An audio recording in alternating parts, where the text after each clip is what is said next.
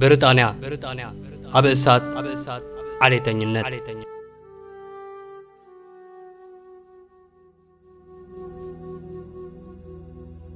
نزا حلفة حد سمون عباي بريطانيا بنعبن قاصلون كتحمس كأني الله بيمانا وين زغلس نعبي كاب 30 حملة كلتشحن 24 جميرو كاب حدا ختما نابكاد اناتناطره هالحالتو نملا عد انجليزن سمين ايرلاندن امسلاو يركب اتنا عبي نتا ابساو سبورت بعدد 29 حملة استفصم قتلت 3 هصاناتن مغدات ناي كالوت 8 سباتن سيعبو سمصيو نعبنياتات عبيات شقت كعنو نبرت كقاصلو زرن ሃይማኖትን እናፈለዩ ዓሌታው መጥቃዕታት ክገብሩ ቅንያቶም ከም ዘሕለፉ ይፍለጥ እዞም ንዓብታት በአንጻርቲ ብመንግስቲ ዝግበር ዘሎ ማእሰርትን ተሪር ማውጻዕትን ነዳድኹ ስኹምበር ካሃዱ ይካሉን ኣብ 29 ሓምለ 3 ህፃናት ብሓደ ወዲ 17 ዓመት ብሪጣንያዊ ዜጋ ብኸራ ተወጊአን ተቐትላ ማንም ብሪጣንያዊ ግን ኣይነበረን ንሱ ኣብ ዌልስ ዝተወልደ روانdaዊ መበቆል ዘለዎ ጸሊም ኮተት እዩ ነይሩ ነቲ ቅልተት ስዒቡ ኣብ ሳውስፖርት ዝጀመረ መጥቃዕትን ናዕብን አንጻር እስላም ናብ መላእ ዓባይ ብሪጣንያ ከስፋፍሕ ግዜ ወሰደሉን ፖሊስ እቲ ቀታሊ ምስ ሃይማኖት እስልምና ዝኾነ ይኹን ምትእሳር ከም ዘይብሉ ሓበረ እንተኾነ ርግጸኛ ሃይማኖት ይኹን ዜግነት ቀታሊ ነቶም በዓሌታዊ ጽልእ ዝኸሓኑ የማናውያን ዘገድስ ኣይነበረን ስለዚ ነቲ ፖሊስ ዝተዋሃበ ሓበሬታ ዕሽሽሎም ነቲ ብማሕበራዊ መራኸቢታትን መራኸቢ ብዙሃንን ዝዝርጋሕ ቤላቬሎው ንምስማዕ መረፁ ኣብ ፈቆዶ ኢንተርነት እቲ በዳሊ እስላም ስደተኛ ምዃኑ ተገልጸ ንቤላቬሎው ብምስማዕ ድማ ናብ መሳጊድን ሓተቲ ዕቑባ ዝተዓውሎም ሆቴላትን ብምምራሕ ናዕቢ ጀመሩ ኣመንቲ ሃይማኖት እስልምና ስደተኛታትን ሕብሪ ቆርቦቶም ግዳይ ዓሌትነት ኣኽረርቲ ጸዓዱ ክገብረና ይኽእል እዩ ዝበሉ ሰባትን ኣብ ሸቑረራ ኣተው እዚ ጉዳይ ንድሕሪት ምልሲልና ካብ ስሩ ክንሪኦ ኣገዳሲ እዩ ወዮ ናዕቢ ከመይ ጀመረ ናይ ብሓቂኸ በዛ ሓንቲ ፍጻመ ጥራይ ዝተላዕለ ድዩ እንታይ ኸ ዝካየድ ዘሎ ዝብሉ ሕቶታት እናልዓልና ንናዕቢ ብሪጣንያ ኣልዒልና እንገብሮ ጸንሖት ኣዳልየ ዘቕርበልኩም ኣስመሮም ሃይለ ሰናይ ምክትታል እዚ ድምጽ ራድዮ ኤረና ዝሓለፈ ሶኒ 29 ሓምለ ህፃናት ዮጋን ሳዕስዒትን ኣብ ዝመሃረሉ መሰልጠኒ ናይ ካራ መጥቃዕቲ ተፈጸመ ኣብዚ 3 ህፃናት ብኸራ ተወጊአን ብቐጥታ ክሞታን ከለዋ ካልኦት 8 ህፃናት ድማ ቆሰሉ ካብዞም 8 ቁስላት እቶም 5 ኩነታት ጥዕንኦም ገና ኣብ ተኣፋፈ ደረጃ ከም ዝርከብ ይሕበር ኣብዚ ሰዓበ መዓልቲ ቀዳማይ ሚኒስተር ናይታ ሃገር ናብቲ ቦታ ተጓዒዙ ሓዘኑን ብምግላጽ ኣኽሊል ዕምባባ እናንበረ ብዙሓት ዘለፋ ዝተሓወሱ ድምፅታት ክገብሩ ጀመሩ ሓደ ካብቶም ኣብቲ ቦታ ዝነበሩ ሰባት ብሕጂ ኸስታርምር መዓሲኻ ግለ ነገር ክትገብር እናበለ ብሕርቃንን ብድዕን ክሓትት ተሰምዐ እቲ ወዲ 17 ዓመት ፈጻሚ ገበን ብኡንብኡ ኣብ ታሕቲ ምቁጻር ፖሊስ እኳ እንተኣተወ ትሕቲ ዕድመ ብምዃኑ ግን ፖሊስ ኣብ መጀመርያ ስሙን ስእሉን ክዝርጋሕ ኣይፈቐደን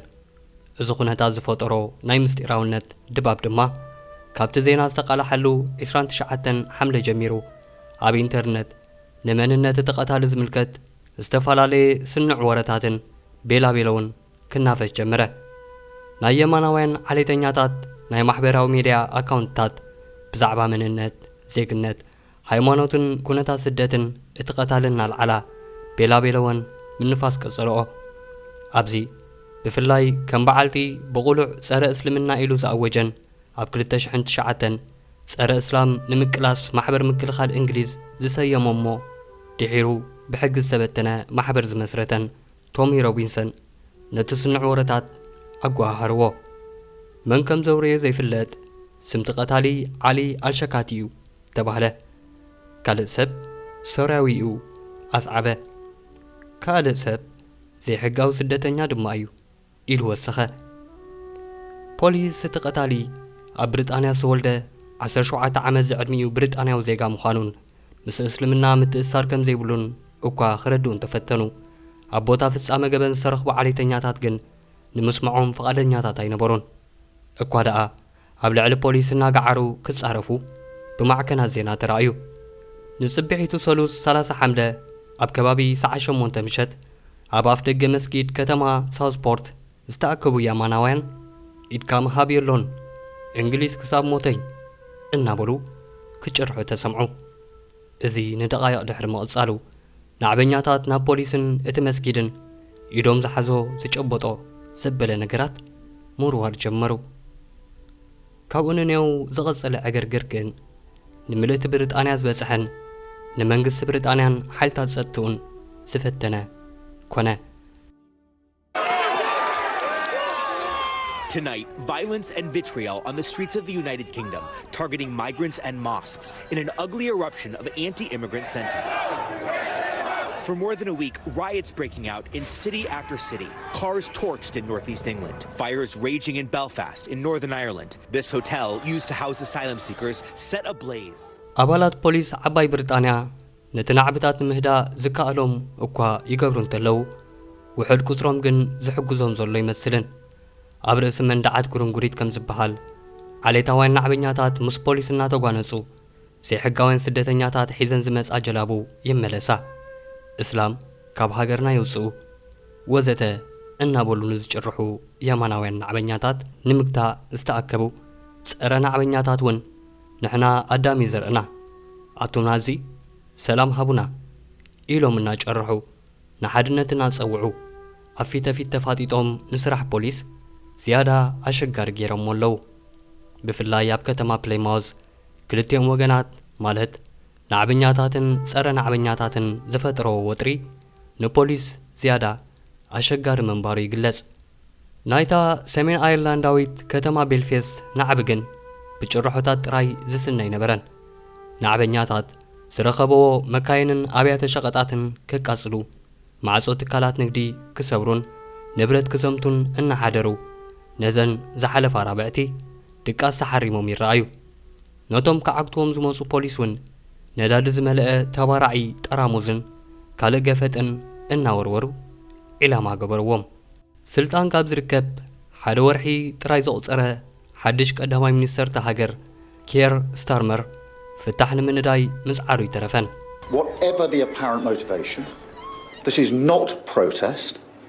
it is pure violence, and we will not tolerate attacks on mosques or our Muslim communities. ቀዳማይ ሚኒስተር ስታርመር ነቲ ብሪጣንያ ኣብ መዋጥር ክትኣቱን ከላ ጥራይ ዝእከብ ንሓይልታት ፖሊስ ጸጥታ ሃገራዊ ድሕነትን ስለያን ዘጠቓልል ኮብራ ዝተባሃለ ኮሚቴ ክልተ ግዜ ህሱስ ኣኼባ ክገብረሉ እንከሎ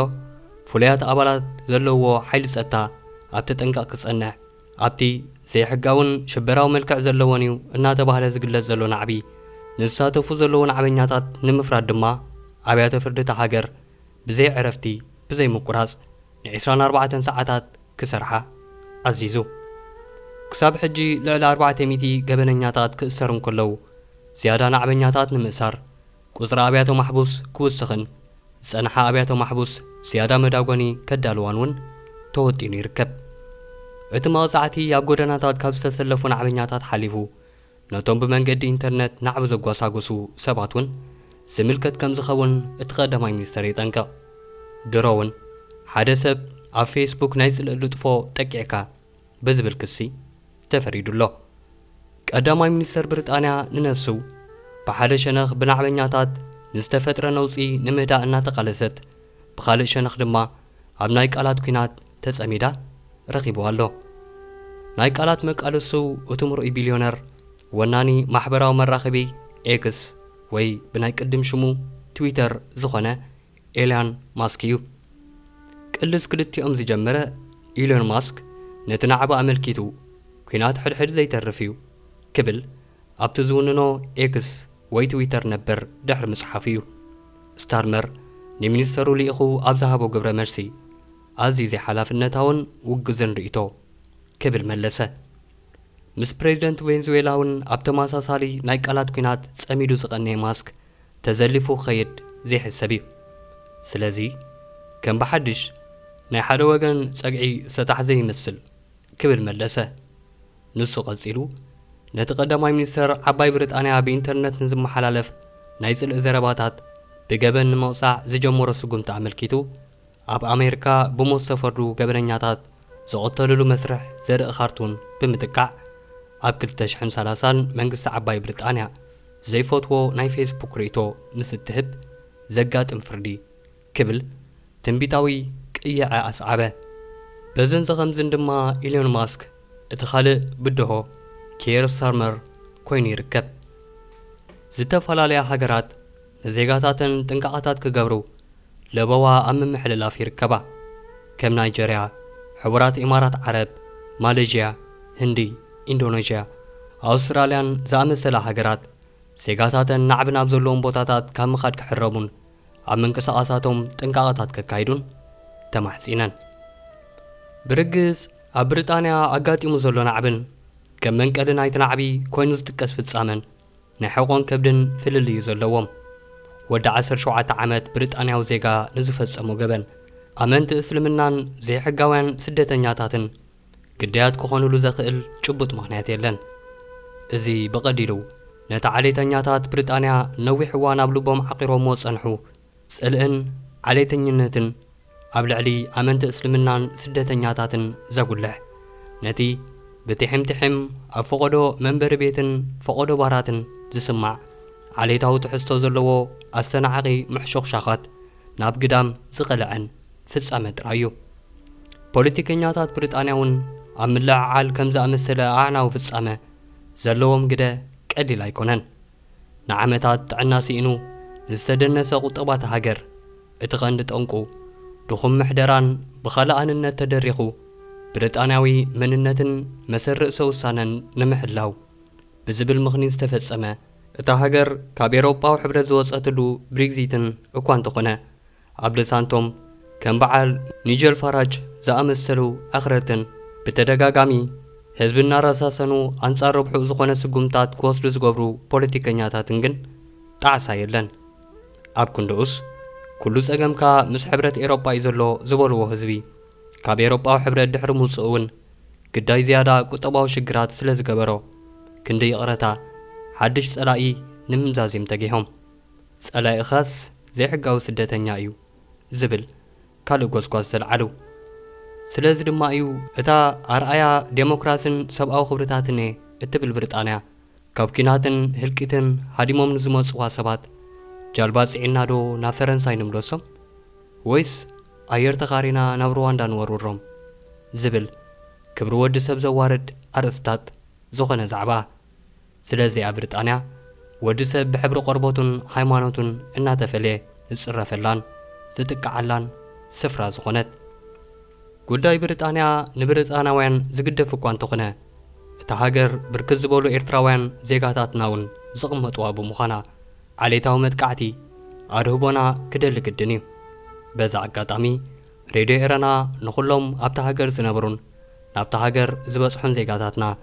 ዘየድሊ ምንቅስቓሳት ካብ ምግባር ክቑጠቡ ንዓቢ ካብ ዝካየደሎም ቦታታት ክርሕቁ ድሃይ ሓድሕዶም ብቐጻሊ ክተሓታተቱን ትምሕፀን ክቡራት ተኸታተልትና ብሪጣንያ ኣብ እሳት ዓሌተኝነት ብዝብል ኣርእስቲ ዘዳለናልኩም ናይ ሎም መደብ እዚ ዝተኸታተልኩሞ እዩ ነይሩ ኣዳላውን ኣቕራብን ዝመደብ ኣስመሮም ሃይለ እየ ነይረ ምስ ዝተረፉ መደባት ሬድዮ ኤረና ሰናይ ናይ ምክትታል ጻንሖት እናተመነኹ ሰናዩ